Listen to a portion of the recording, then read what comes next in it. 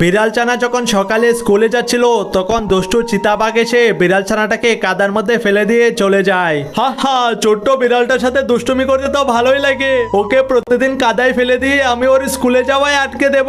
দুষ্টু বাঘের কারণে একদিনও স্কুলে যেতে পারি না। বলতে বাবা দাঁড়া, তোর শরীরটা আমি পরিষ্কার করে দিচ্ছি। এইবার মনে হচ্ছে ওই দুষ্টু চিতাকে একটা শিক্ষা দিতেই হবে।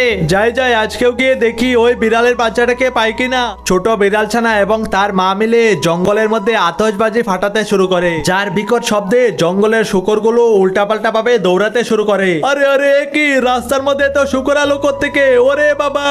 শুকরদের ধাক্কাকে বাঘটা তো রাস্তার মধ্যে পড়ে আহত হয়ে যায়। এরপর কিছু হাতি ডাক্তার এসে বাঘটাকে হাসপাতালে নিয়ে যেতে শুরু করে। হ্যাঁ হ্যাঁ, দুষ্ট চিতাবাঘ, তুই আমার ছেলেকে স্কুলে যেতে আটকে দিয়েছিলি। এবার তো তোকে উচিত শিক্ষা দিয়ে দিয়েছি। যা, এবার গিয়ে হাসপাতালে ভর্তি হয়ে থাক।